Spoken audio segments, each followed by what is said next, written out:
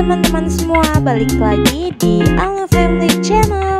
Gimana nih kabar kalian hari ini? Semoga kalian semua dalam keadaan sehat dan juga semangat untuk belajar pada hari ini.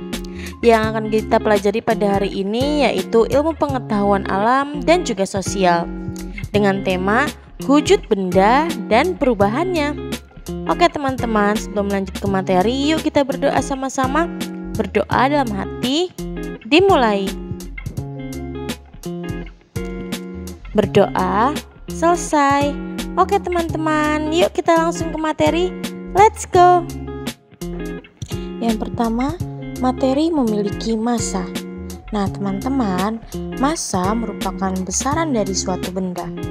Jika memiliki massa, maka suatu benda adalah materi. Nah, jadi massa benda yang satu bisa berbeda dengan massa benda lainnya. Contohnya, massa bola pingpong dapat berbeda dengan massa bola tenis. Nah teman-teman, jadi perbedaan massa suatu benda disebabkan oleh perbedaan jumlah zatnya. Misalnya, botol kaca dengan botol plastik akan berbeda massanya walaupun ukurannya sama. Itu disebabkan oleh kandungan zat yang ada di dalam dua benda tersebut berbeda. Nah teman-teman, kemudian massa suatu benda itu dinyatakan dalam kilogram dan disimbolkan dalam kg, dan gram yang disimbolkan dengan huruf G. Lanjut lagi, yang kedua, materi memiliki volume. Nah teman-teman, selain memiliki massa, materi juga menempati ruangan. Maksudnya gimana sih? Maksudnya itu setiap materi tentu memiliki ukuran tertentu. Misalnya saja, air dapat dituangkan dari botol sehingga dapat mengisi gelas yang kosong. Yang ketiga, ada hubungan antara massa dan volume. Teman-teman, volume itu mirip dengan massa, yaitu merupakan ukuran banyak benda. Biasanya, massa digunakan untuk mengukur banyaknya zat padat, sedangkan volume untuk mengukur banyaknya zat cair. Misalnya, susu, air, minyak, kecap, dan lain-lain. Nah teman-teman, kita dapat mengukur volume benda dengan menggunakan alat ukur. Misalnya, gelas ukur. Nah, gelas ukur itu adalah gelas yang di dalamnya terdapat ukuran-ukuran tertentu. Kemudian, ukuran volume dapat dinyatakan dengan mililiter yang disimbolkan dengan tulisan ml dan liter yang disimbolkan dengan huruf L. Yang berikutnya kita akan membahas mengenai wujud materi. Nah teman-teman, ada materi yang berwujud padat, cair, dan juga gas. Nah teman-teman, ketiga wujud benda itu dapat dibedakan berdasarkan bentuk dan juga sifatnya. Nah yang pertama ada sifat benda padat. Benda padat menempati ruangan dan juga memiliki berat. Yang berikutnya, benda padat itu bentuk dan volumenya tetap padat dan juga keras. Dalam video ditampilkan beberapa contoh benda padat seperti mobil, buku, televisi, tas, uang, sepatu, motor, alat makan, dan lain sebagainya. Sekarang yuk kita simak lebih jelas mengenai dua sifat dari benda padat. Yang pertama tadi ada bentuk dan volume benda padat tetap. Nah teman-teman, jadi bentuk dan volume benda padat itu selalu tetap walaupun sudah berpindah tempat. Misalnya batu, ketika batu dimasukkan ke dalam gelas, bentuk batu tetap. Lalu ketika kita genggam atau kita pegang, bentuknya pun masih tetap, tidak berubah. Sifat yang kedua dari benda padat yaitu benda padat, padat dan keras. Nah teman-teman, meskipun benda padat akan selalu sama meskipun berpindah tempat, akan tetapi benda padat akan berubah jika dikenai sesuatu.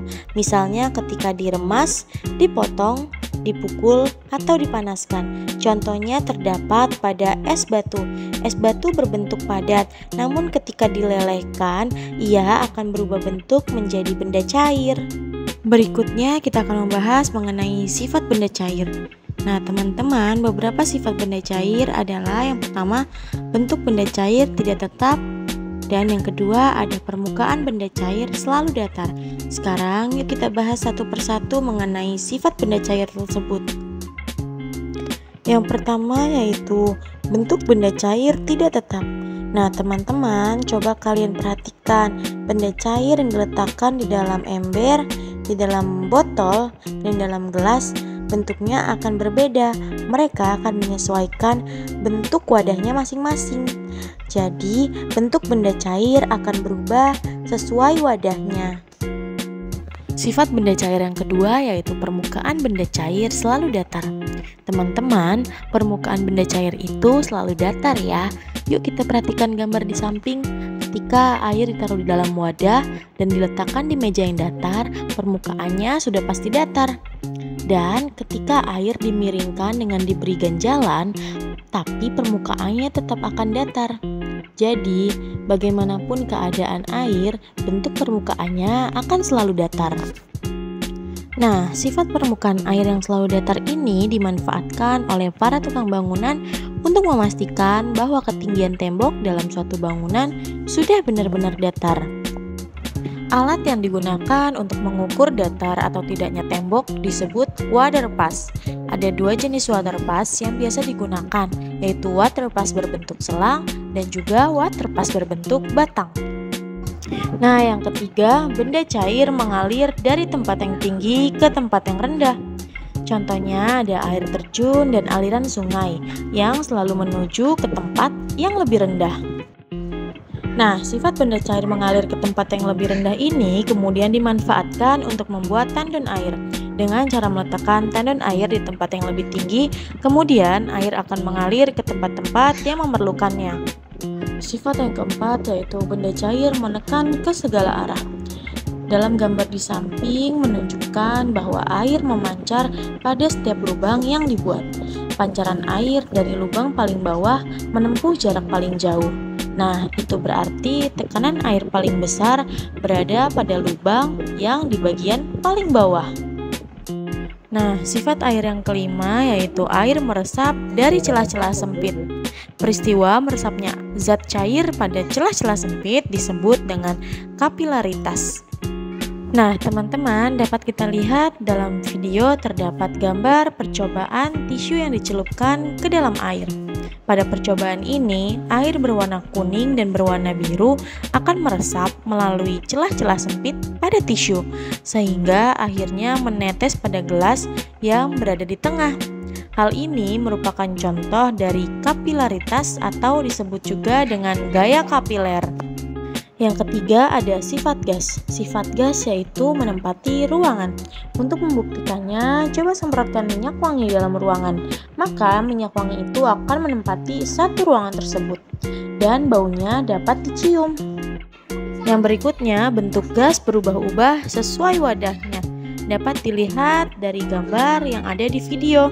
Bentuk balon berbeda-beda karena di dalamnya terdapat gas yang kita tiupkan. Nah, teman-teman, pernahkah kalian meniup balon? Setelah ditiup, balon yang semula kempis akan mengembang. Hal itu terjadi karena kalian memasukkan udara ke dalam balon. Nah, teman-teman, balon yang ditiup terus-menerus akan mengembang dan bertambah besar. Kemudian, jika disentuh makin lama akan makin keras.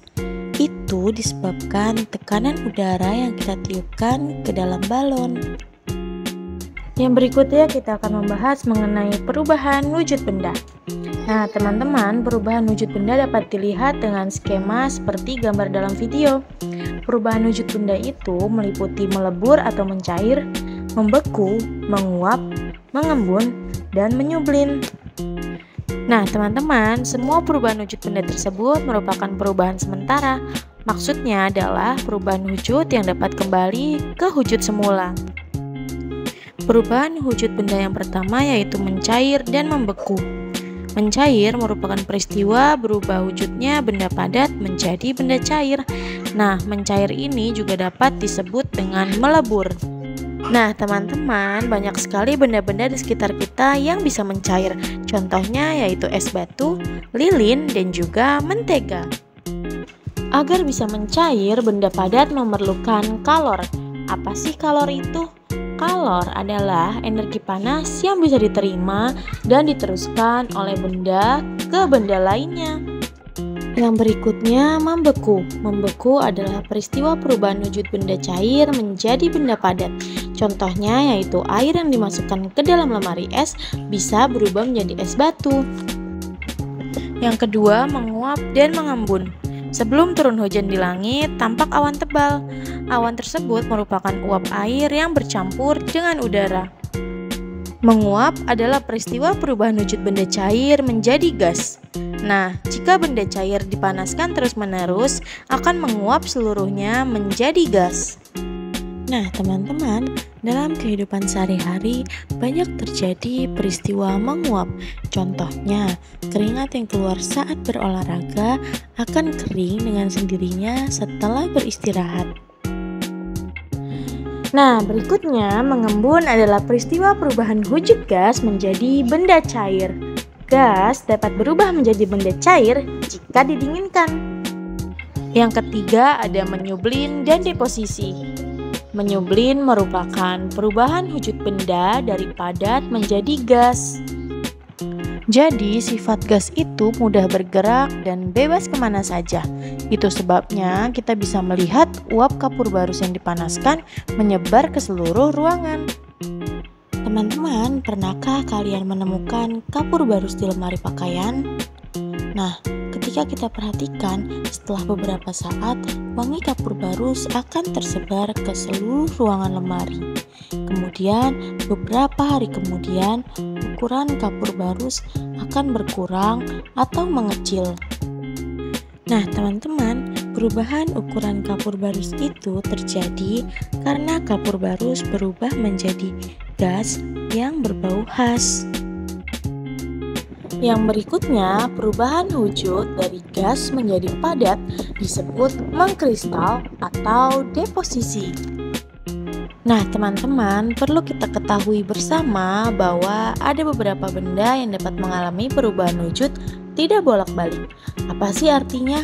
Jadi, artinya itu setelah wujudnya berubah, tidak dapat kembali ke wujud sebelumnya.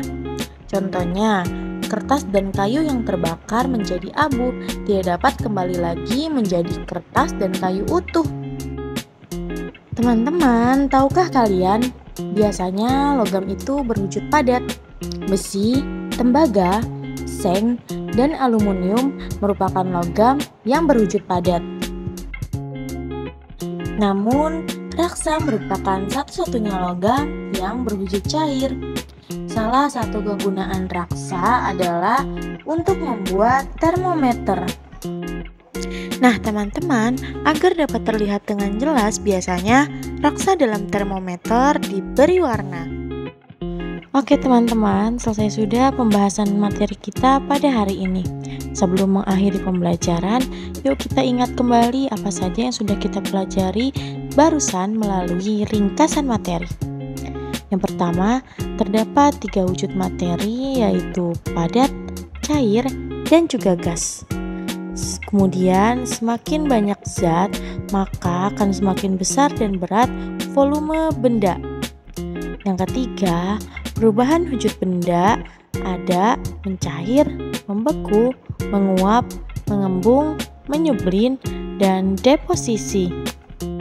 Oke teman-teman, sampai sudah di akhir pembelajaran pada hari ini mengenai wujud benda dan perubahannya. Semoga yang disampaikan hari ini bisa menambah pengetahuan dan wawasan untuk kita semua.